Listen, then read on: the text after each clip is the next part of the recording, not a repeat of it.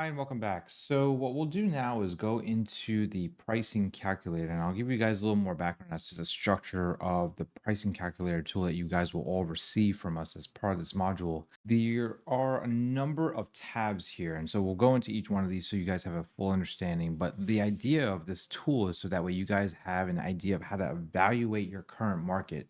What are the prices and packages that local photographers are asking for, or how they're pricing their services in your local region? What are the key things you want to look for? We'll talk about that. Based on that information, you're then going to calculate what is your standard price and how you like to offer your services in the market. Now, I will suggest if you're just getting started, we will also go through what are the recommended starting prices on an hourly basis, and you'll use that as a foundation if you're still not sure, if you're having trouble getting the information, and we can always build on that into the future. But at least we'll give you guys a good starting point. Another part of the video that we're also going to cover is going to be how you can professionally create proposals for your clients. If you're on the phone with the client, how you can real-time calculate a price. So the tool is very nifty in that point of view. You also have an embedded contract terms. And by full disclaimer, we are not legal attorneys, so we provide you the template, which has served us well. So you guys will get immediate access to that as well. But this is all tools that we have used in-house to serve our customers and our clients over the last 2 decades, and has worked very well for us. So we're making this available as a tool to you all. As part of this dashboard as well is also going to include your sales and revenues.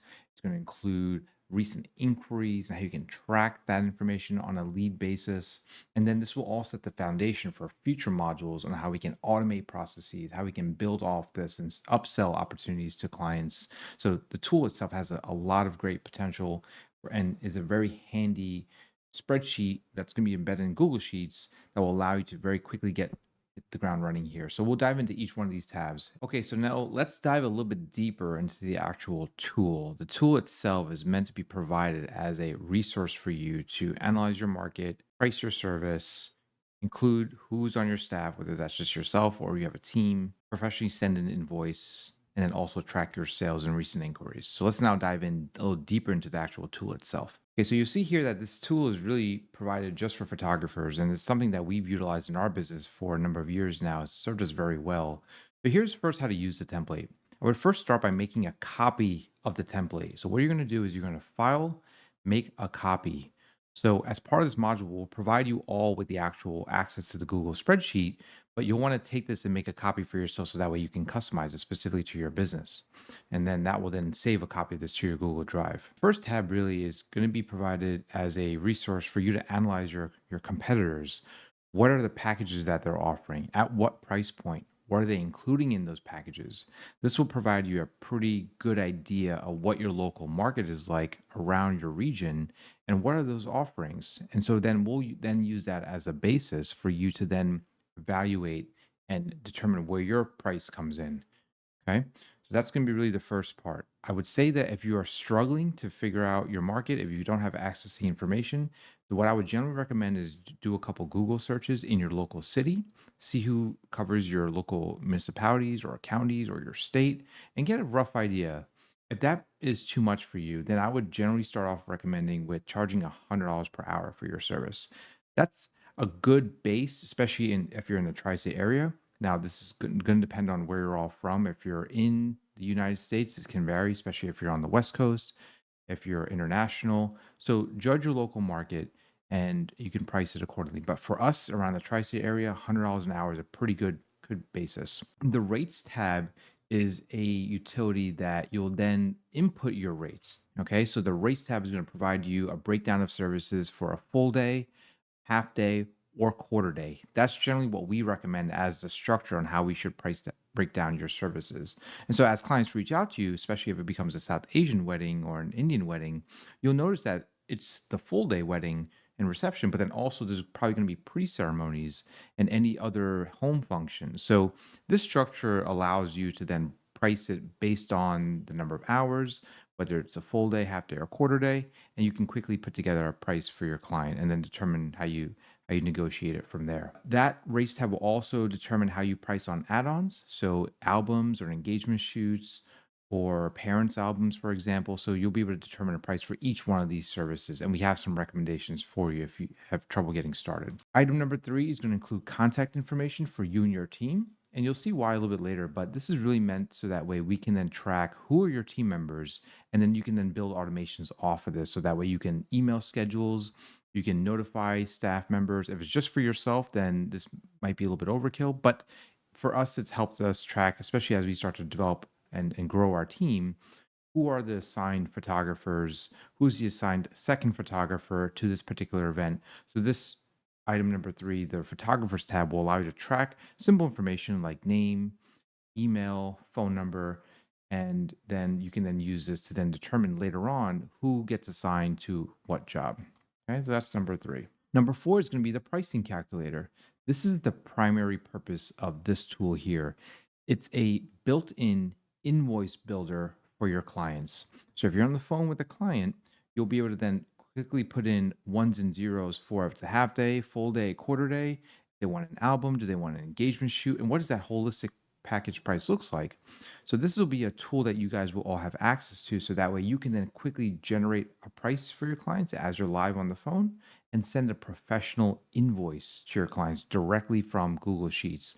So all the code has already been built in, and this will quickly have all the tools that you need to put together the price based on the formulas that we've already compiled for you. Okay, number 5 is going to be the actual invoice itself. So the invoice itself will have a spot for your logo, your studio's name, your studio's website, phone number.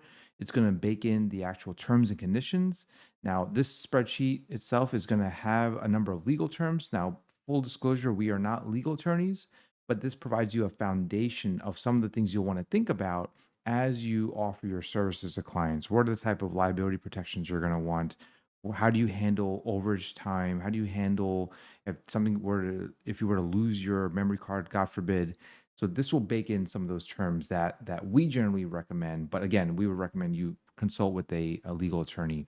But this will provide you a pretty good foundation from that point of view. Okay, number 6 is going to be the actual client leads tab. This is how you're going to track all your leads. Clients that are going to reach out to you for services, what's the pricing that you provided to them, what are the different services you're offering under that particular price. And then this will overall measure demand for your services. What are the upsell opportunities? So for example, if you've quoted a client for a full day wedding and they come back to you a month later and say, well, I want to add on the day before. Can you modify that proposal for me? So you'll have all the information you need right at your fingertips so that we can quickly modify that client and upsell them on additional services, which should be really nice. So that's what overall increase your bottom line. Okay, the next tab is going to be recent inquiries. So recent inquiries is where we will auto-populate all the information from the prior sheet, the client lead sheet, into a dashboard for you so that way you can follow up on your inquiries that have come in. Most likely when you have a first discussion with a client, they're probably not going to book you right away. That's what we've seen 80-90% of the time. So you'll need a process that you follow where you hop back on the phone with a client, you follow up, you understand how you can help make a mutual decision on what's the appropriate package price and items that you will include. So follow-ups is going to be really important as part of your sales process. So the recent inquiries tab will allow you to have that information right at your fingertips. The upcoming events tab is something that will populate based on your converted leads. So what is your upcoming schedule? Where do you have to be? What time do you have to be there? What is the information of the client that you're going to be for the host so that we can contact them if something should happen the day of? So the upcoming events tab will populate this information on your behalf. So you'll have all that information ready for you. Okay. And last but not least is your overall revenues. How are you tracking year to date? Are you making sales? Are you not making sales? What's your total revenue? What is your conversion value?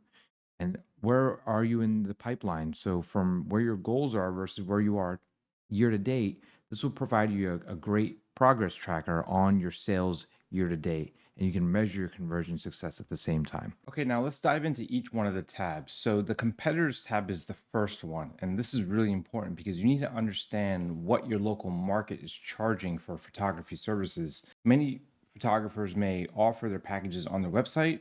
Most of them will not. So this may require a little bit of digging, but this part of the sheet is an analysis tool that tracks the key pieces of information that you're going to need to understand what they're charging and then what they're offering within that package. And then later, what you're going to do is look across the market for your local area to see what is the average price.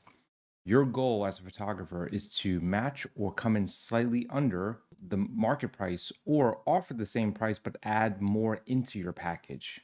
Okay, so let me just repeat that one more time. If you see your local market is offering a specific package at a specific price point, you're going to add something to that package. So you're going to add an album, you're going to add an engagement shoot, or you're going to come in a little bit under the market. So the market's charging, let's just say $3,000. You offer a price for $2,500, but offer the same thing the market's charging. That way, when couples are shopping around, they're going to see that you are better value for the money. But first, we need to understand what the local market charges. So let's dive right into the sheet, and I'll walk you through exactly what's expected here. So the competitors tab is going to give you a couple different pieces of information. So studio name, phone number, website, city, state, the quality, the base price that the photographer is charging. And then each of these are going to break down the specific pieces of the package that are included. So hours of coverage, the second shooter, whether or not they cover multiple locations, engagement shoots, do they offer an album?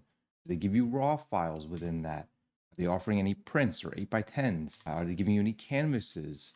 Are they offering postcards or even additional hours of coverage as part of that package? Are they giving a slideshow? So I've also included some of the videography packages in here. Now, I will suggest that if you have a videographer that you're working with, that's really going to help double your revenue.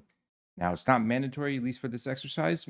I would say the first priority is understand your local photography market, and then video is something that you can decide to add on later when and if you have the ability to support that as a studio. Okay, so this spreadsheet is going to be your handy tool to understand what your local market is charging, and I'm going to show you exactly how to analyze in a quick and easy way that I like to look at the local market. If you scroll down a little bit, you'll notice that there's a couple of different areas for you to leave some notes. So what's your target market, your location, and then what were your analysis findings. I will say you want to define a target market up front. Now, if you're in the state of New Jersey, for example, are you targeting weddings? Are you targeting Indian weddings? Are you targeting baby showers? Are you targeting sweet 16s? Understand who you're serving and understand where you plan to serve them. I think that's the most important component of any competitor analysis. You're not going to be competing with every photographer across the United States.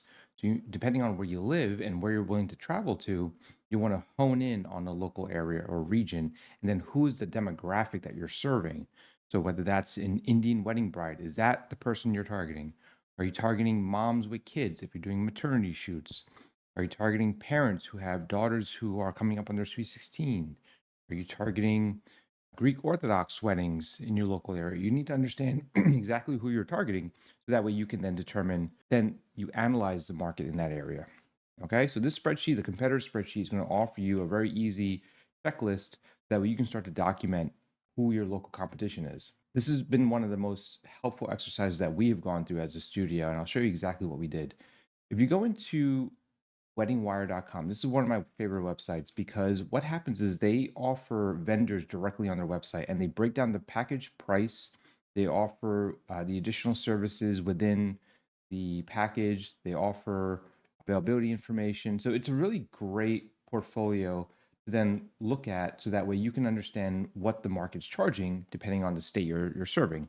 Now, we're in New Jersey, so if you're not in Jersey, then that's fair. Then obviously change this to your state or country for that matter. So what I like to do first is understand who are the key players here. You notice that there's a couple of different studios that are highly rated up here. And I'm just gonna pick one for as an example, United Elite Photography. You'll notice here that their portfolio on Wedding Wire will offer you a most popular price. And that generally means that's the price of the package that they sell the most often. So that's an easy one. You can copy that price. You're going to put it into your spreadsheet. You're going to say this studio is offering $1,800.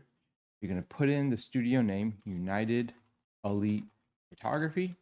Okay, you're going to then capture some additional information like the phone number, their website, for example. So you can just grab that here. And then you're going to put that into your spreadsheet. Now, sometimes they may not have a website. They may only have a portfolio on United Health on Wedding Wire. But what you'll want to do is then when you go into their bio, you're going to notice that they offer you exactly what's included in that starting price. So here they offer high resolution images, which is pretty standard. They offer the ability to cover multiple locations. They offer you digital files. So you'll want to notate that in your spreadsheet. Okay, so you're going to go back and you're going to say, okay, they offer raw files. They're going to offer you, where do we go? They're going to offer you multiple locations. And you're going to start to go through the process of checking that off. So that way, later on, when you come back, you'll notice what the base price is across all the studios and then what's being included within that. And then you're going to include that in your price. And you're going to probably even just add an album. That way, when you add an album, when someone compares you versus United Elite, whoever the studio is here, versus any other studio, they'll notice that you're better value for the money. And you may even decide to undercut a little bit and make this 1700 with the album. You get my point here. You're basically looking around the market, seeing what they're offering, and then you're going to then offer the same thing, but with more value by including an album or an engagement shoot or a slideshow, whatever, pick your poison here. And then you're going to come in a little bit under the price. You can do one of both ways. Okay, so then go through the process here to then capture what other things they're offering here. So second shooter, engagement shoot, albums, digital files. Now, sometimes they may not tell you the full scope of what's being included here. They may say they're going to be offering you more information, more parts of the package versus what they're actually offering you. So it doesn't hurt to go to their website and actually look at their pricing.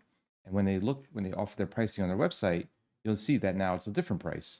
So dig around a little bit. And if it helps, feel free to email them. You can set up a Gmail and just email them and say, hey, my wedding's coming up, and pretend to be a bride, pretend to be a groom. Most photography studios don't actually, mind that you reach out to them, but obviously don't tell them you're not a photographer because they're obviously not going to give you the information.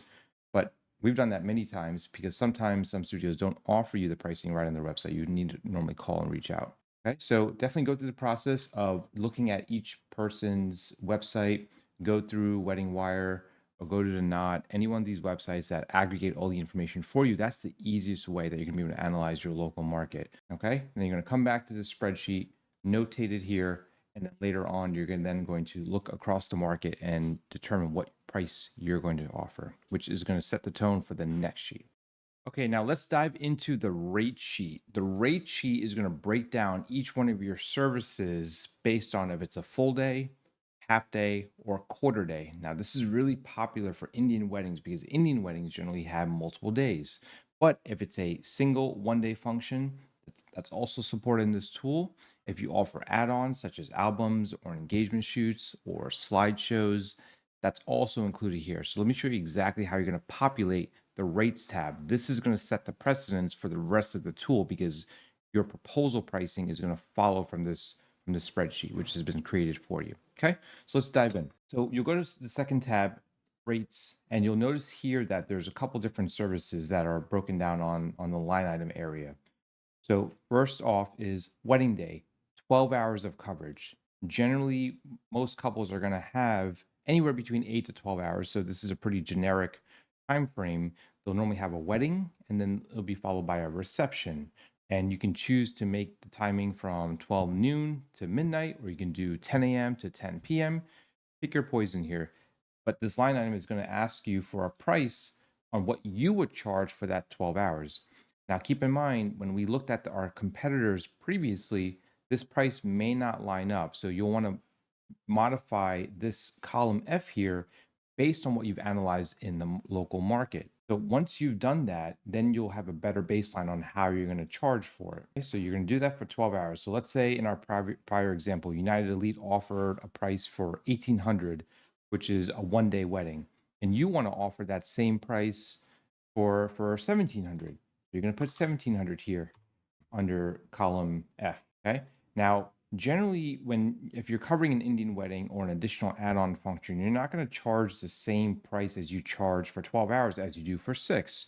Generally, it might be a little bit less than that or potentially half of that. What I would recommend is, depending on the price that you set at 12 hours, you're then going to take that and divide it by 2. Let's take this column and divide it by 2. Now, this is just a general baseline on what you're going to charge for 6 hours of coverage. This is also going to give you flexibility if you get a call for a birthday party for 6 hours. So this line item can be purposed for a pre-ceremony for an Indian wedding or a general wedding for that matter, or can also cover a 6-hour banquet function, birthday parties, anniversaries, sweet 16s, you name it. And that will be the price that you'll charge for those 6 hours. Okay. The third item is going to be quarter day events. Now, generally with Indian weddings, they'll normally have some function at home for a couple of hours, let's say 3 to 4 hours. You're not going to be able to charge what you charge for a banquet function for versus an at-home function. So here in the 3-hour section, you're going to continue to slice this down by half again. You're going to take the price that you've had here, and you're going to divide it by 2. And so that's going to set the baseline for your pricing for a 12-hour day, plus a 6-hour day, plus a 3-hour day.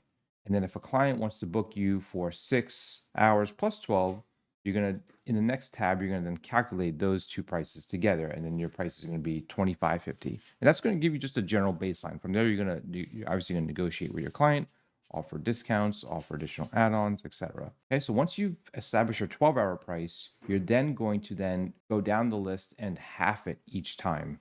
And that's going to give you a good structure to work with when you start to price your proposals, which we'll cover in a later module. The second shooter, the number of days for a second shooter. Generally for a wedding day, most couples are going to want to have another angle also captured. They're also going to want someone covering the groom during the wedding day. So what you're going to do here is you're going to price what a second shooter rate is. Generally in the market, especially in New Jersey, and again, this is why it's really important to analyze your market. Generally, it's going to be about $100 an hour. That's the standard rate if you were to go out and ask for a typical freelancer to come and cover a wedding for 10 hours, 12 hours, whatever it may be. So take that rate. Let's just say it's $100 per hour, okay? And then you're going to multiply that by, let's say, 12 hours. And that's generally going to cover the wedding day 12 hours here. So you're going to have a main wedding day, and then you're going to have a second shooter. You're going to add these two together, which I'll show you in the next module exactly how we'll do that. But this will then give you a baseline. If someone asks you for a second shooter, you're then going to add this onto the package. Okay, so that's all the coverage options here, okay, in the first 4 rows. The next 5 are all add-ons, and some of them you may decide to price, some of them you may decide to not price. And I'll tell you exactly why we do that. Now, things like albums may not necessarily be something that you offer for free, and for obvious reasons. There's going to be a cost to you as a studio to create the album. And we'll show you in a later module how exactly you can monetize off albums. This goes into a little bit of a different realm of offering printed products. Some clients may want albums. In today's generation, most are fine with just the digital files and they want to print it themselves, which is what we've seen happen most times. So depending on the studio that you source the album from, you'll want to add a margin on top of that. So for example, if you go out and made the album yourself through a local vendor, what do they charge you? And then based on what they charge you, you're going to potentially double that. So for us internally, we get priced around $250 for every 12 by 12 size album. That comes with 25 spreads, can hold about 100 to 125 photos.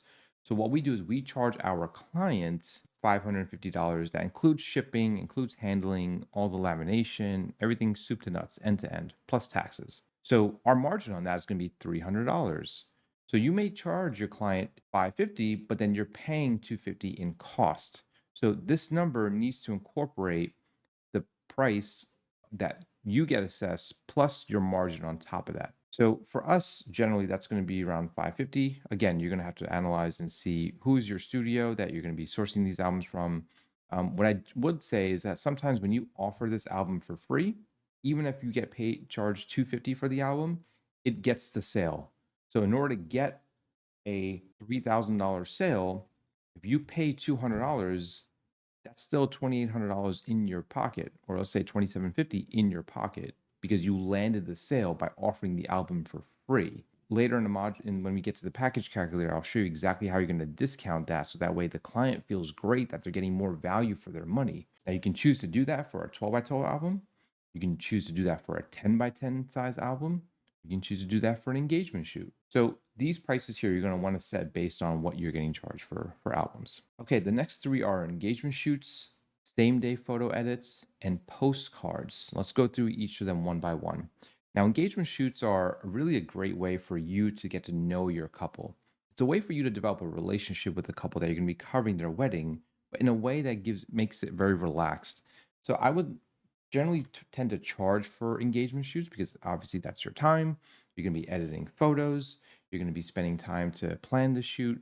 So what I like to do is offer this at, for me, it's 750. For you guys, it might be any other price. And again, if you analyze your market, you'll know exactly what the market's charging for an engagement shoot. But what you'll want to do here is put that price in. If you offer them as part of your package, then what we'll do is we'll be able to track this, show you exactly how you can price this proposal, and then potentially add the engagement shoot for free or for a nominal fee. So we'll get into that later. But what your base price is for engagement shoot, definitely include that here in this tab or this cell. Same day photo edits and then postcards. Now I'll show you in a later module how we get same day photo edits. You guys will get exclusive access to my tool that will allow you to edit photos on the fly. I like to offer this to my clients specifically between the ceremony and then the reception. Generally, there's a break about of a couple hours. I pick through about 10 to 15 photos and I edit them very quickly using an automated tool, which you guys will see in a later module. And then I send them to the DJ to put up on the projector. And that's a great marketing tool because then I get to wow my client. They get to feel like they're getting more value for the money in the proposal. And then all the guests that are there at the wedding will get to see my work. And the references from there have been phenomenal because I've done that. So same day photo edits, you're not going to want to charge for because it's a marketing tool for you. You'll be able to leverage the relationship that you have with the couple to sell to other family members or friends that are also getting married. And the bride's going to talk very, very highly of you. So in the later module, we'll talk about exactly the process I follow to create same day photo edits. That's why we don't charge for this. Last but not least, similar marketing tactic, postcards. So these are going to include things like save the dates, include things like thank you cards. I also generally don't charge for this primarily because when I create thank you cards for my clients, they tend to take that and mail it to all of their guests. And when they mail it to all of their guests, that's a way for me to promote my work within their community. I may choose to add a logo, my own personal studio's logo, to that same day thank you card. And then also, it makes the couple feel great. Again, they're getting more value for the money and they become your advocates because they're going to be sending a thank you card after the wedding or potentially even a save the date to all of their family and friends. So you can choose to offer 100 for free and then charge for the rest, or if you want to do 200 for free. Generally, if you use a website like vistaprint.com, your cost will probably be like $40, but it's been a game changer for me because it's allowed me to get wider word of mouth and get more references, which ultimately leads to more revenue. So I'm not going to worry about $40 when they're going to refer me and get me $3,000. So understand the math here. So that's why I potentially make this $0 because I will add it for free. And then the client in the conversation, we're going to tell them, hey, I'm going to give you some thank you cards for free or same day. I'm sorry, I keep saying same day. Save the date for free. And they're going to feel great that they're getting more value for the money. Okay, so this tab, you're not going to want to modify anything other than column F. If you want to modify any of the line items here, you can. I've already preset this for you, but it's not going to be mandatory for you to touch these unless you want to. Don't touch columns B, C, or D. These have all been preset. They're going to feed into another tab later, which we'll get into. Okay, so that's your rates tab. Again, understand your local market from the prior video. If you have a little bit of doubt on that, feel free to reach out, but go back and watch the other video to understand what the market's charging for these rates. And then you're going to go back in and insert them in here. Okay, now we're going to go into the photographers tab. This is important because you're going to catalog your studio's contact information for each photographer, including email, phone number, name. The reason why this is important is because when you start to book events, you'll want to keep your team in sync with the upcoming event schedule for your upcoming weddings or events. If you're a solopreneur, then it'll be pretty simple. It'll be just your own contact information. Okay, so the third photographers tab really is pretty simple. You have a first name, a last name, email address, and phone number, and you can basically just put your information in here. So we have some sample information for John Smith in here. And the reason why, again, this is why this is important is because then what we'll be able to do is then assign certain photographers to certain events if you already know who's going to be doing those events. If you want to be able to then build off of this and send automated emails, which we'll show you in another module, that way you'll keep your entire team in sync on dates, times you have to be there, where they have to be, who the bride's contact information is, or the event contact information. So this structure is going to feed into the other tab, which we'll get into, which is called the client leads tab, and it's going to assign who the shooters are going to be for that particular event. Okay, so what you'll want to do here is if you, depending on if you have multiple photographers that you work with, then you'll want to notate each of their names and contact information directly within these cells here. So go through line by line. If you need to add multiple, you can. There is space for up to 10 here. Generally, that's enough, but if you need to add more, feel free to add more rows here. I will say don't touch column G. Now, you can't tell based on the spreadsheet here. Let's zoom in a little bit. But what this does is it actually is taking the first name and ID, and it's adding a concatenate, which basically means it's merging cells B and C together. That's going to be important because when you'll see in another tab that we're going to be assigning photographers based on that information. And so each photographer is going to have their own ID. We call this an employee ID or a photographer ID. It's really just a primary key to assign a particular person to that event. So go through, fill this out, because this is then going to build on to the next several spreadsheets that we're going to review. I'm going to jump ahead a little bit here, and we're going to first customize your invoice. The invoice is what's going to really serve as a formal contract between you and your client. Now, the invoice has already been generated for you. We have a standardized template that includes the right terms and conditions, which we'll review in just a second. But you'll be able to customize this invoice with your own studio's logo, your website name, your phone number, and address if you have one. Now let's dive in so I can show you exactly how to do that here. So you'll go to the template invoice tab. Now this is going to be a one-time exercise that you're going to do. You're going to enter your address where it says address. You'll put in your phone number and website, and where this big block that says your logo here, you're going to stick your logo there. Okay, you're going to replace this because this is then going to be on every single invoice going forward that's going to represent your studio. You'll see here that the invoice is broken down based on name, email address, phone number, the function dates, and then the package information. This is a standard template. If you want to modify this, you can.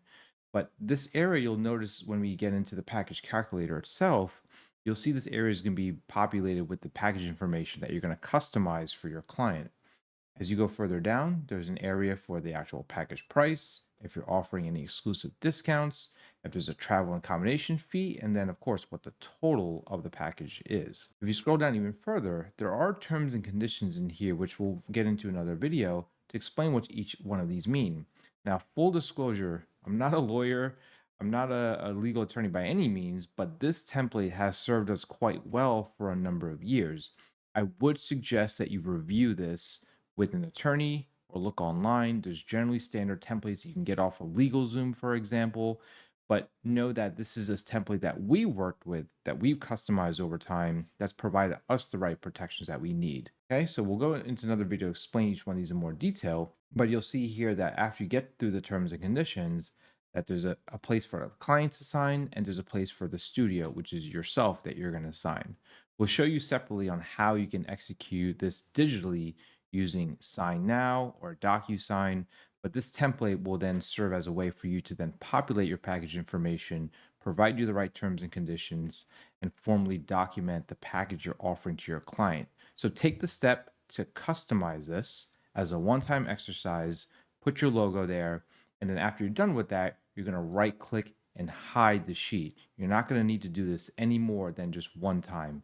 You'll see in the later module when we get to the package calculator that this information here is going to carry over to the client invoice tab, which is going to be essentially a copy and paste when we run a custom script.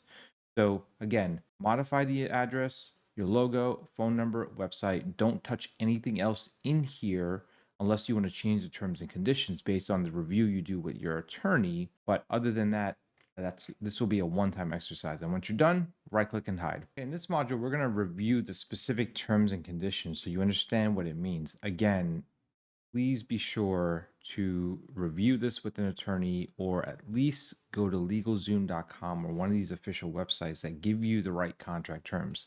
This is something that we've done ourselves. We've tweaked this over time to give us the necessary protections that we need. Generally speaking, as clients have different points of contention when they book with you, you're going to notice some things are going to happen between you and your client. All of a sudden, you'll realize that you're working 10 hours as opposed to 8, and you want to be able to charge for overtime, but your contract doesn't say that. So fortunately for us, we've been able to actually modify this as we've gone along the last 20 years to capture a lot of these different scenarios. So it gives you a pretty good foundation on what you'll want to consider when you create your own terms, or you can leverage these, but again, review this with an attorney. Okay, so let's dive in. So the first line item talks about the entire agreement. This section is just generally across the entire agreement. So the first one says you are the exclusive photographer that's being hired to provide services under this contract, particularly generic term that most contracts will already have. The second one talks about a non-refundable booking fee. Generally speaking, when you book a client, the way you're going to book a client is going to be two ways, or one of two ways. One, we recommend that you have them sign this agreement. So you'll have them either physically print it out, sign it, mail it to you, which is obviously very cumbersome, or you can use a tool like Sign Now or DocuSign and email it to them with the appropriate signature blocks. But when you do that, you'll also, what we recommend is obtain a 25% deposit. So for example, if your contract is $1,000, you'll want to receive $250 up front, which is going to reserve the date of the function. That way you don't take any other functions for that date. You are locked in, and then the balance of that is going to be due before the wedding day or at the wedding weekend itself. I wouldn't recommend that you obtain balances after the wedding day. That becomes a little bit of a nightmare. So to get the booking, you're going to want to recommend a non-refundable booking fee of 25%, and that's going to be securing the date and time for that function. The remainder of this language just says that 250 for in our example is going to be deducted from the balance. So if you're charging 1,000, 250 comes off, so the balance becomes 750. Shouldn't necessarily need to refund this booking unless something were to happen that's beyond your control, which we'll get into in just a second. But especially during times like COVID, we found ourselves having to refund booking fees because that was something that was beyond many people's controls. So when you obtain a booking fee, you are securing the date and time, and God forbid, should that client cancel on you, then that's a lost day that you could have made money somewhere else. So we generally don't recommend refunding the booking fee unless there's something beyond your control. Okay. So if there's any postponements that happen, then you as a photographer can carry that deposit onward to another date. So they booked you, let's just say June 1st, and they moved it to August 1st. So as long as you have the date available, this term is going to say you can apply that 25% deposit to the new date, subject to your availability. Okay, let's continue to move on here. The next part is in case of emergency, illness, schedule conflicts, should something happen, you will send the substitute photographer. Now, this is very sensitive. You'll want to make sure you have someone that you can rely on, that you can trust, because God forbid, should something happen, if you get sick, then you're agreeing with the client that you're going to be able to send somebody else who's competent, if not as competent as you are, at performing the service of photography. And you're not going to charge them for that either. That's what this line means. Okay, this one talks a little bit more about if the service delivery is hindered by things like fire or casualty or anything beyond your control, that you will refund the deposit to the client and you have no further liability with the client. And this is generally can be due to illnesses or emergencies. This basically gives you the protection to give the money back and say, I'm sorry I couldn't offer you coverage for that day. You're going to need to find someone else, but there's personal family issue that I ran into. This happens all the time, but this term will give you some of that protection. Obviously, you do your best to not have to do that, but just in case it does happen, you have that protection in here as a term. Okay, so let's move on. The timeliness and cooperation are crucial to achieve the desired outcome. Obviously, if the wedding's supposed to start at noon and the wedding doesn't start till 5 p.m., that's a problem. So this is basically saying that everyone agrees that for that particular date and time, that you're going to start your coverage at the time that you say you will start it, and you'll end it when you say you will end it. And should something happen that causes delays or additional hours, you have the right to charge for your time. Our pricing structure has a lot of these wider time frames. That's why we say 12 hours for a full wedding day when you could be charging up to 8 if that's what you're pricing. That's going to give you enough liberty should things run over a little bit. Now, I wouldn't suggest that you nickel and dime your client, and if things go over by a half hour or an hour, that you charge them for it. But naturally, if things go over by 2 hours, 3 hours, then you have the right to say something. But generally speaking, you want to give enough room in the time frame so that way should things go over, you don't need to have that awkward conversation with the client to then amend the contract terms. Okay, so that's what this line means here. This one talks about the service provider is not liable for compromised coverage. So basically all that really means is if there's weather conditions that are beyond your control, or if there's like construction happening all of a sudden on the major highway that gets there. This is basically saying is the first part talks about weather conditions, lateness, obstructions, or things that are beyond your control that you're not liable for that, which is a good general protection to have. It's a little vague here, but again, that's why you're going to review this with an attorney. The last part of it talks about guaranteeing coverage for any specific individual or decorative element. This one's a little iffy, but generally speaking, if you have 200 guests at a wedding, you may not necessarily be able to capture all 200 guests. We'll show you in another module on how you're going to structure a timeline for a wedding day so that way you can schedule the right time that you need with the couple and the family, who's the most important. And then you'll have dedicated times throughout the day for family and friends. Now, if people don't come up to take a photo, that's not really your problem. That's something that you need to make very clear to your client, and you'll need to organize that along with the wedding planner or the DJ or the venue in order to get the photos of the guests.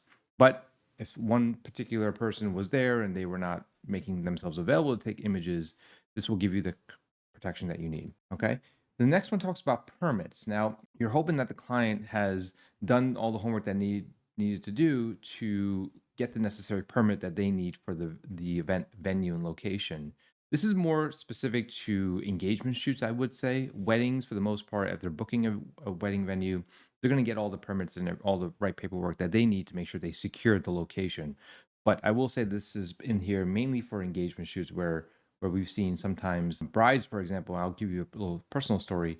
We've had issues where after the wedding ceremony itself, but before the reception, the bride had suggested that we go take photos at a local park. Now, that park required a permit, and she didn't know that.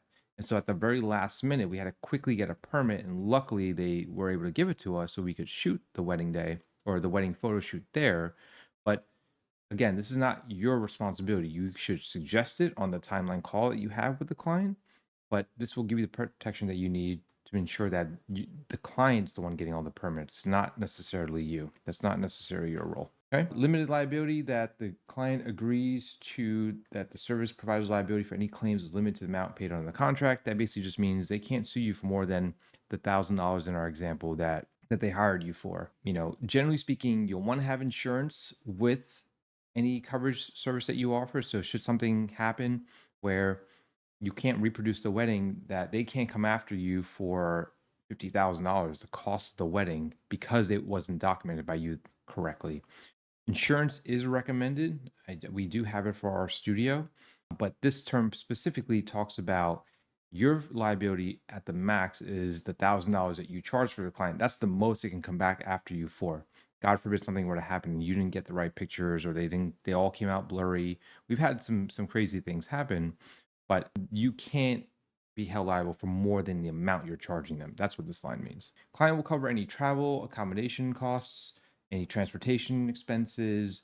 So for example, if you're traveling out of state, for example, or you're going to a venue that requires a permit for an engagement shoot, they're going to cover the cost of you getting into that venue if there is a cost, especially for like an engagement shoot. But if there's any additional travel accommodation fees, which you're going to calculate up front, which we'll show you when we get to the package calculator, that those transportations are covered by the client. And if they're not, then you have the right to charge them for those travel and accommodation fees. Now, generally, you're going to do your best to try to do that up front. You're going to want to see how far the venue is from your home. If you're traveling to that venue, you're going to want to see what the cost for an overnight hotel stay might be. This is generally pretty important because on holidays like Memorial Day weekend, July 4th weekend, you may think that a typical hotel may charge you $100 for the night, and all of a sudden the price skyrockets to $200-300 a night. So you want to try to do your research up front, but this will give you the protections that you need, that if there are expenses beyond your control that were not something you could forecast, that you have the right to ask the client to cover your travel and accommodation. But again, you can do your best to do all the homework up front here. The next section talks about turnaround times, the timing in which you're going to turn around these pictures. Now, I did put a lot of liberty in here and say 2 to 3 months. That is a very long time, in my opinion. I think this is going to depend on you as a studio, how quickly you can turn the photos over. And in another module, I'm going to show you how I use machine learning and artificial intelligence to quickly cull and edit my pictures. And you'll see how you can get it done in less than a day. Now, you generally don't want to give the client the photos that quickly because they're going to think you didn't edit it. But I'm going to show you some really creative ways when we get to that portion of the module on how you can expedite your turnaround time. If not, automate it end to end. So you don't even need to do any editing. That's going to be a key software that I'll show you guys exactly how I do that process when we get to it. But the time frame here is pretty liberous. I would say modify this specific to your studio. And then the last part talks about that the final post-production style is your discretion. Now, we'll show you how to set up a website so you can show your style, create a blog so that we can show some sample images.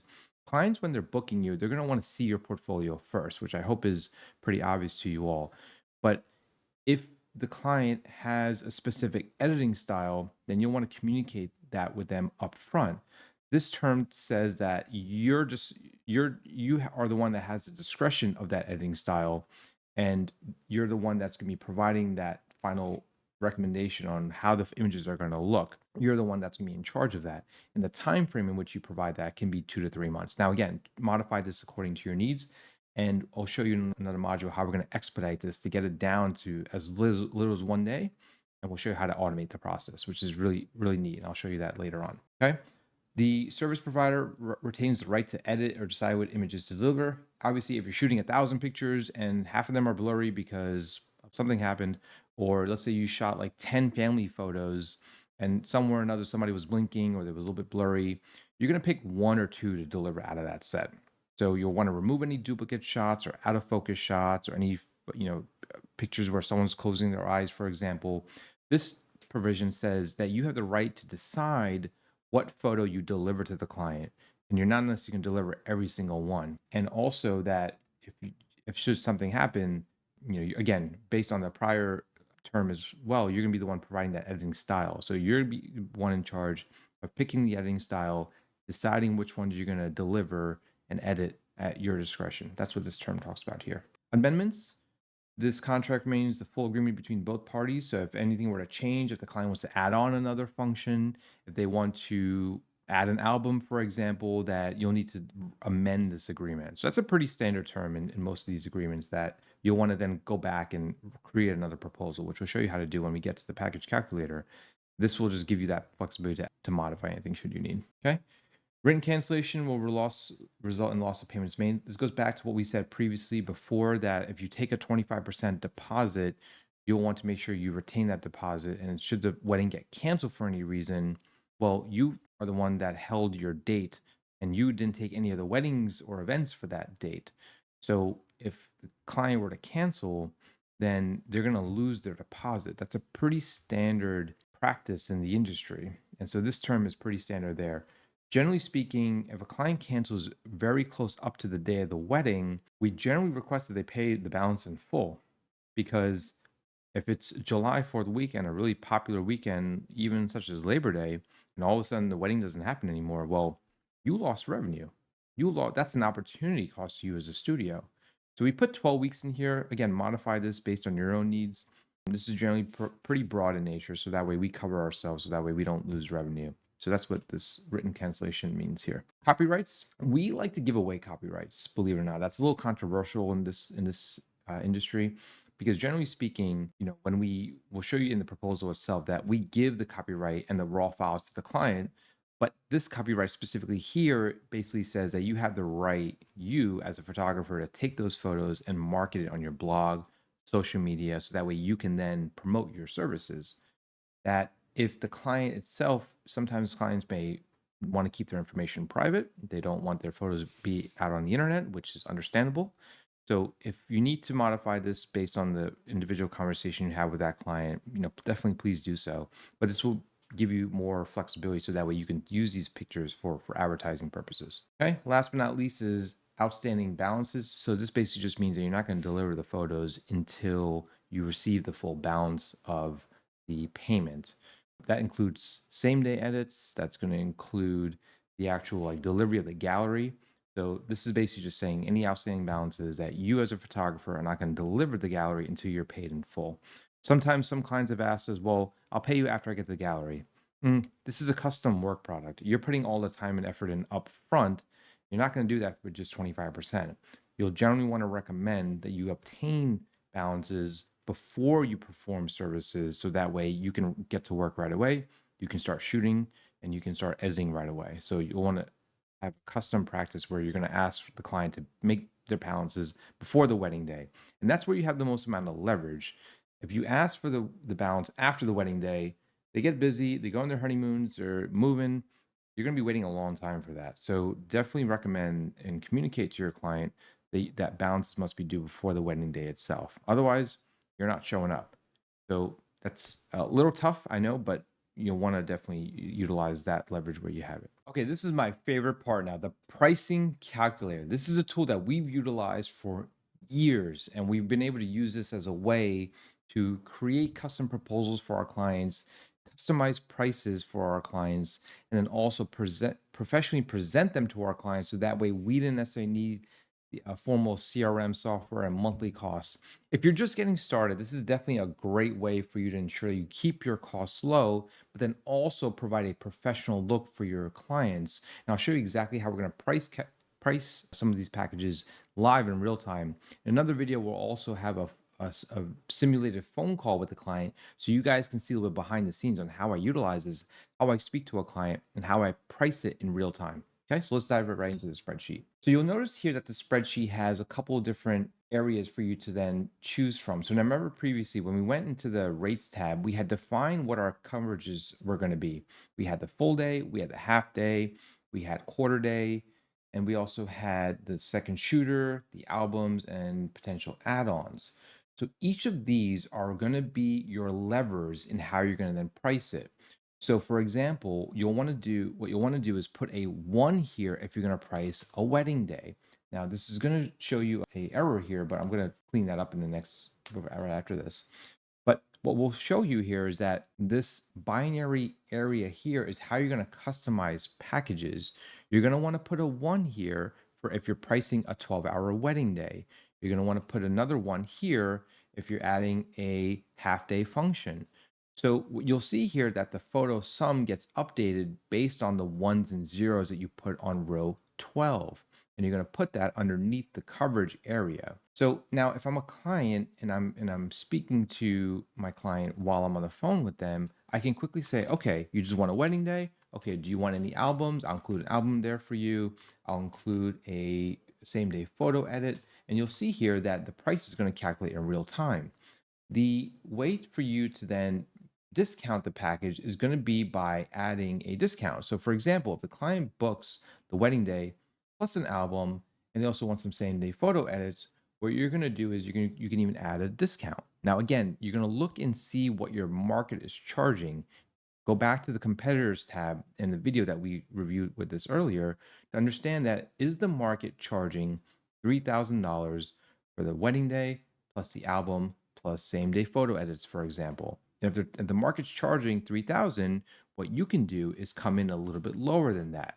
So if you come in $2,800, but you're offering the same thing the market's offering, then you look like you're providing more value to your client. So take advantage of the tool here, and you're going to use this as a way to then customize pricing for your client here. Okay. As you go through it, you can then real time tweak and make any adjustments. So that's the basis of the coverage option plus add-ons, and all the pricing and the formulas here are fully baked in. You don't need to touch any of this other than what's on row 12 in this area, at least for this section, okay? So don't touch this area. This area will all be pre-calculated for you, and you can see how the discount rate equates to the overall pricing that you're offering. Now, as you get the client's information, you're going to put their information in here. Let's just use a simple example. Shivani Patel. If you want to put the groom's name in as well, let's just use my name for now. You can put in their email, shivani@gmail.com. You're going to be putting this information in. Now, keep in mind, I'll show you a little later, the tool itself has built-in scripts that will allow you to send the invoice directly to the client. So make sure the information here is accurate. Once you make sure the information is accurate, you'll then be able to then send this proposal and this professionally designed invoice here to your client based on the emails that are put into these fields. So make sure you do this correctly. The phone number you can put in here as well. So let's just put my phone number for right now as an example. For the event type, you'll want to say, okay, it's an Indian wedding. So let's go through and pick the Indian wedding area out of here. You'll notice here that there's many more options to choose from. Now, depending on if you're covering a Islamic wedding, if you're covering a Guyanese wedding or a Greek Orthodox wedding, you have multiple options. Again, these event types have been really something that we have started to cover more broadly beyond just weddings. If you start off with baby showers or a birthday party, you can definitely even utilize that. Then naturally, the bride or guest of honor information, you'll just put who the host is for that function. Okay. So the event type is going to be important because then you'll also see that we'll be able to create content specific to Indian weddings or birthday parties, and through automation, you'll see that we're going to create content that's specific to the couple and the guest of honor and show them some tips and tricks on how to plan their event. So you're going to use this information to then dissect content you create for that audience. And I'll show you exactly how to do that in another module. So that's why this event type is really important, because we'll be able to break down the different event types and then create custom messages for every client that's relevant to them. Okay. Lead source. How did they hear about you? Did they find you through Google? Did they find you through Instagram? Did they get word of mouth through a family member? You'll definitely want to mention that here. And that's something you're going to want to ask them on the phone. As you look back, you'll start to notice that there's a pattern. If you see most of your references are, I'm sorry, most of your leads are coming in as references, that's a good thing. That means that people are talking about you and people are proactively reaching out to you. So understanding where your leads are coming from is super important. So you want to document that here. Privacy. Does the client want to keep their photos private and away from social media and away from your blog? If so, you can say yes. Now, you'll want to talk to the client to understand what's their preference, but generally speaking, most brides may be more hesitant. So there's going to be a special way you'll want to ask them on how you can do it. But generally speaking, some clients prefer to keep them private. Some prefer to say, yeah, that's okay. You can go ahead and show them. If so, that's great for you. Then you can use that to market your service. Okay. Lead photographer, second photographer. Now, previously, remember, we went to the photographers tab and we put our own contact information in. So you're going to choose who the photographer is going to be here, and then you're going to select them on the dropdown. If there's not a second photographer, you can leave it blank. But if there is, you can pick their name as well directly within the dropdown. You want to make sure that if you're choosing second shooter and you're charging for it, that you choose who that second photographer is going to be if you know them at the time. If it's you and just by yourself, then just put your name down here. Okay. As we move forward to function type and date, venue name, city, state, and tentative times, this is going to be where you're going to put the information in for the functions. So for example, generally speaking, for an Indian wedding, they may have a Sangeet to start. So the Sangeet is going to be the first evening. That's going to coordinate to the 6 hours. So how are you using the 12 hours and the 6 hours? You're going to want to break that down here. The first function could be, let's just say June 1st, 2024. We'll want to say the venue is the Palace at Somerset. So we'll put Somerset, New Jersey here, and that could be 6 p.m. to 11 p.m. Okay. Then generally the next morning is going to be the Hindu wedding. So you'll put in Hindu wedding. You'll put the venue as reception, and then you're going to define and say, okay, well, it's the same menu. You're going to copy and paste that here, and that's most likely going to be the next day. So you'll want to get all this information from your client. And so as you're having the conversation, you're going to be putting the information in directly into this template. You're going to define the times here as well. Keep in mind, brides may not have the exact time they're going to start, which is understandable if they're planning a wedding that far out. So put some general time frames here. This doesn't really matter for right now, but you'll want to at least know what date and time frames. Is this in the morning? Is it in the evening? And then you'll use that to then generate your proposal. Okay, so we're going to put 8 a.m., let's just say, to 2 p.m. here for the wedding. We'll say 5 p.m., 11 p.m. here for the reception. Now, if you don't use a venue 4 space, that's perfectly fine. Just use as many as you need. Generally, 4 has been generally enough for us. Okay, that's all you're going to need to do in terms of entering information. Again, going back to the very beginning, you can customize the pricing based on the package offering. So you can choose which ones and zeros you add. The wedding day coverage is photography coverage for 12 hours. You want to make sure that you're offering 12 hours of coverage here. So here's 8 a.m. to 11 p.m. Given that there's a gap in between, then the 6-hour function here is where you're going to make sure that you're putting a 1 here. So make sure you look at this relative to the information you're putting here for the dates and times. So make sure that coordinates together. Okay. If you're adding on any other add-ons like albums or engagement shoots or postcards, you'll then put the ones and zeros here and the price will then calculate. Okay. So once you're done with this, then what you'll want to do is scroll over to the left, the right, and you'll notice that there's 3 buttons here: generate invoice, reset the form, email invoice. Now, generate invoice, which is the green button right here, is going to take the information that you put into this spreadsheet and plop it on the invoice. So let's show you exactly how that looks. So I'm going to click this button here, and you're going to see it says I'm running a script. That script has already been predefined and created for you guys. So there's nothing you need to do here, but you're using the power of automation to create a professional looking invoice. So now let's take a look to see how that looked. So we're going to go over to the client invoice tab here. And you're going to notice that if I didn't customize my invoice, you have the option to do that. Now go back to the prior video to make sure you've done that. But you'll see that the client's information is put here on the invoice. You'll see the dates and times where you put it on the package calculator. And you'll see that the package information has been put in here for you as well. So here you're offering 1 photographer, you're offering about 18 hours of coverage. John is the person that's providing the creative direction and coaching to the client. You're including your photo shoots of the couple, you're providing family photo sessions, and then you're going to provide the actual image collection itself. And here's the price. Now, this section here generally is reserved if you want to expand your offerings, if you want to include video as well. We're going to enhance this so that way once we get to the video portion of the later modules, you'll have the ability to take this and provide video service as well, which is going to be a very powerful combination. If you scroll down, you'll see that the package price is here. You'll see that the $200 discount that you had put in the package calculator also reflects here, and it's going to do the math for you and show you the total package price of the client. Again, the terms and conditions are already here for you. And then what you're going to do is you're going to then go back, assuming this all looks good, you're going to want to then email the invoice. Now, double check to make sure that you've reviewed the invoice by generating the invoice first, making sure it looks good, and then you're going to email the invoice. So let's see how this looks. So I'm going to run this script, and you'll see it's going to run the script. Let's show you the example of the email once it comes across. You can see here that the email came across and it says, "Thank you for considering us for your photography needs." Let me make this a little bit bigger for you guys.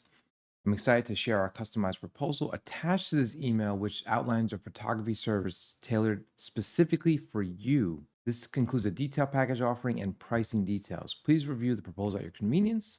You then ask to schedule a time to discuss any questions the client may have or thoughts they want to share on the proposal that you sent to them. And then we ask for their feedback and you look forward to working with them. So the template is already customized here. So that way you don't necessarily need to do anything around customizing this. If you want to change this, we can work with you separately to do that, but this is going to be pretty standard out of the box. You'll notice here that the PDF has already been attached to the email, which is the best part. Prevents you from having to create the PDF, export it, email it to the client. So you just press one button, it's all going to be done here for you. So you can click on download. Let's show you exactly how this looks. And you'll see here that the invoice that you see previously on the spreadsheet is now available here as an attached PDF with the terms and conditions. So that's what's really neat about it. Again, the package calculator is going to provide you a very simple and easy way to calculate a custom price for your client. You're going to put in the client information, you're going to put in the venue details, and then you're going to generate the invoice and email it to the client. If you wanted to reset the invoice back to the very beginning, you have the option to do that. Click on the reset form, and that will start everything back off from scratch, and you're ready for the next client conversation that you have. In this module, we're going to show you exactly how to reset the form so that way you're ready for the next client inquiry.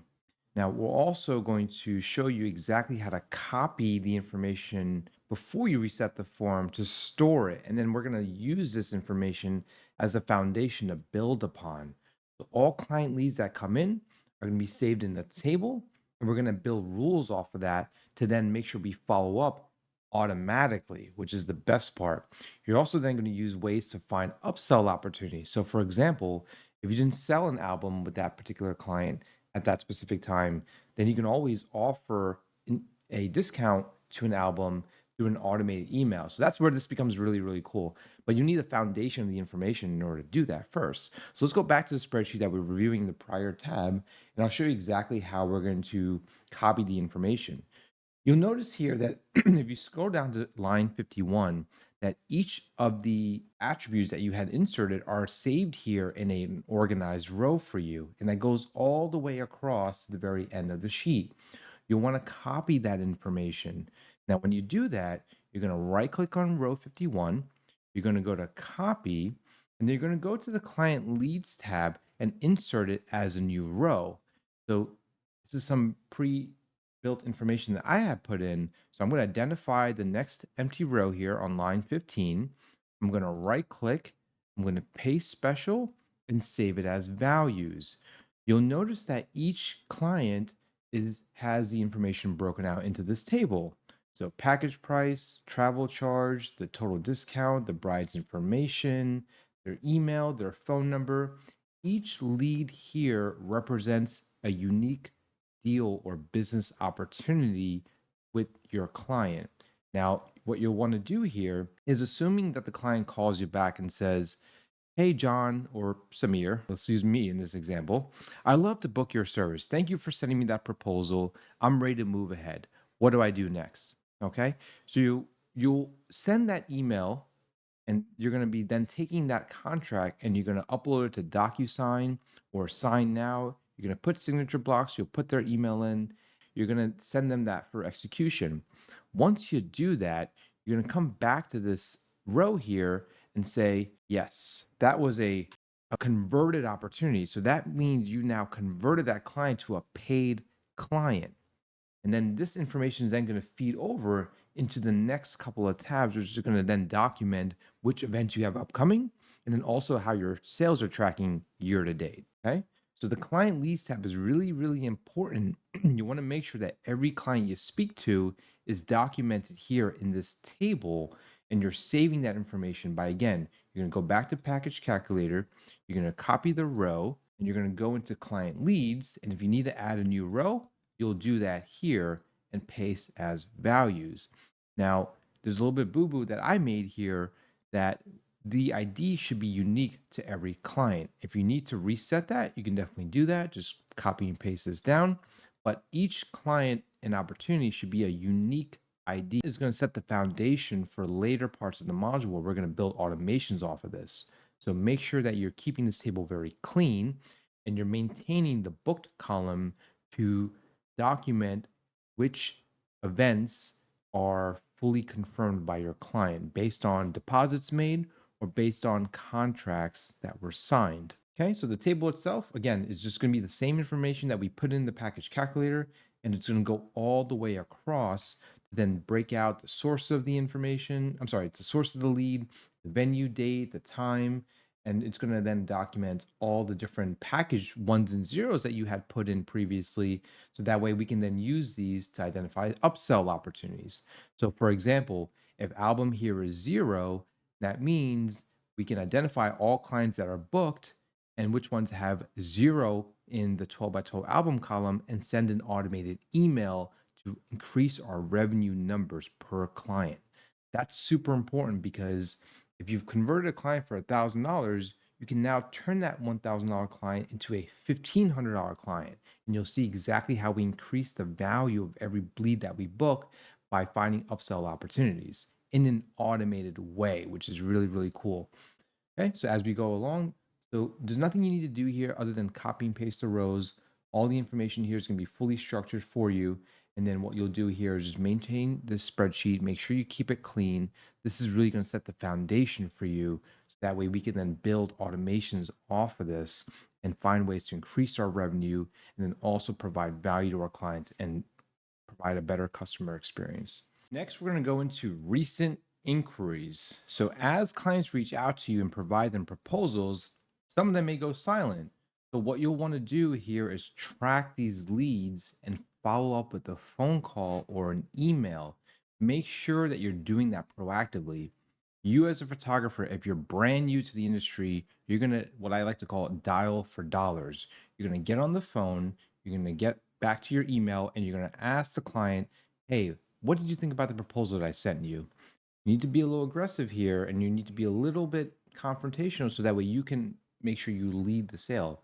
Client comes back to you and says, it's too pricey, I'm finding a better deal somewhere else. Then you're going to go back and you're going to give them a new proposal and bring down the price or add more things. But the recent inquiries tool is a way for you to track your leads so that way you can then follow up with that phone call. So let's show you exactly what that looks like. So if you go to step 7 here, recent inquiries tab, you'll notice here that all of the events of all the people that reached out to you are documented here.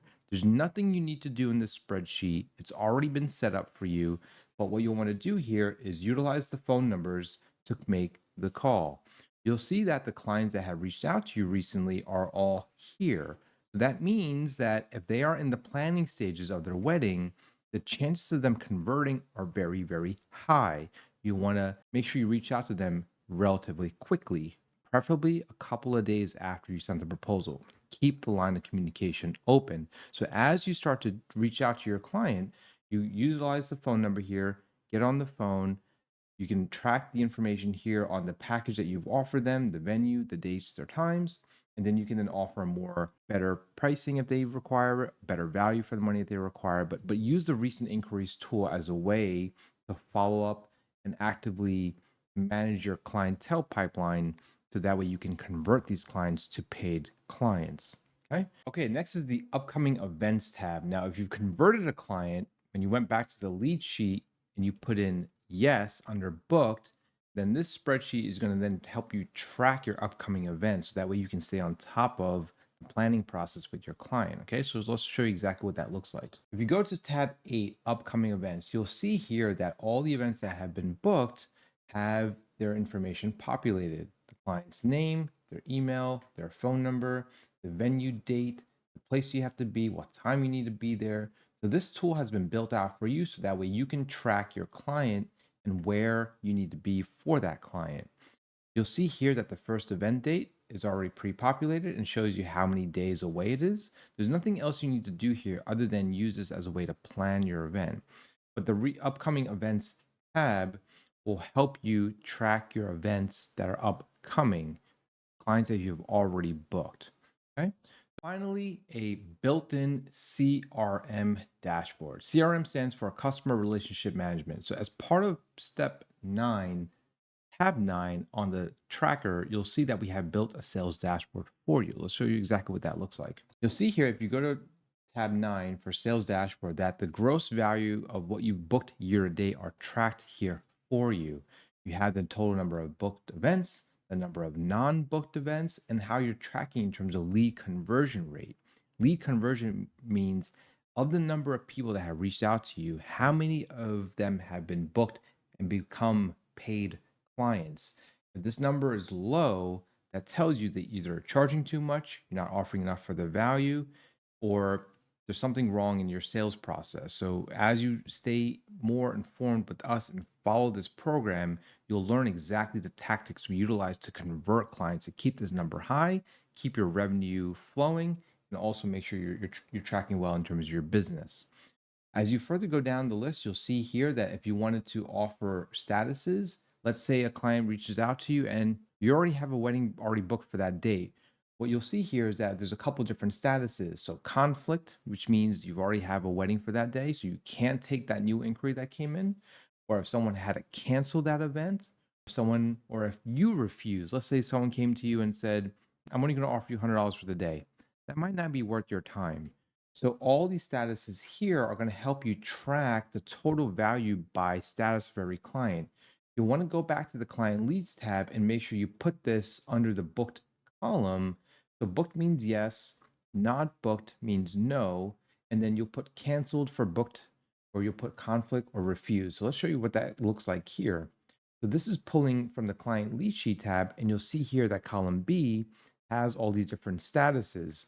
So if a client reached out to you and you didn't want to entertain that lead, they'll document the lead for your own purposes, but then later on you'll go back and look at your year and say, how many of these did I refuse? How many of them got canceled? How many of them did I have a double booking for? So you'll be able to actively manage your lead pipeline. Okay. So all this information here will auto calculate. There's nothing else you need to do other than look at this periodically to see how you're tracking in terms of your performance. If your lead conversion rate is low, stay tuned for the next several modules. We'll show you exactly what you need to do to keep the conversion high, to make sure you're bringing in revenue, making sure you're building a viable business for you. To recap, we went through exactly how to analyze your competitors, how to set your rates, how to customize a professional looking invoice so you can serve to your clients. You're going to utilize our built-in package calculator tool to quickly, on the fly, put together professional looking invoices, proposals for your clients. And then based on the market and what they're offering, you're going to come in more competitively and offer more value for your client. You're also going to track your client leads so that way you can measure exactly how much value you've converted, how many inquiries you're getting, where those inquiries are going to be placed, and then also where the sources of the inquiries are. This foundation of client leads is going to offer you the foundation for us to build automations in the future of modules. So it's really imperative that you keep the information updated and clean and maintained. Also, as part of the pricing calculator tool, we also have a built-in recent inquiries tab to allow you to manage your pipeline so that you can follow up with your clients, and overall a sales dashboard to measure your performance as a studio and your lead conversion rate. We hope you liked this tool. This is a tool that we've utilized in-house for many, many years. We've been in business for over 20 years and gross six figures every year annually on the weekends as a business. And most of the processes now are automated. So if you want to follow in our footsteps with a proven roadmap, utilize this as a foundation and stay tuned for more content as we have that available for you to follow exactly the steps that we have in order to turn your hobby and your side hustle into a viable and passionate business that you can be really excited about. We hope you loved the module and we stay tuned to have more information coming soon. Thanks. Bye-bye.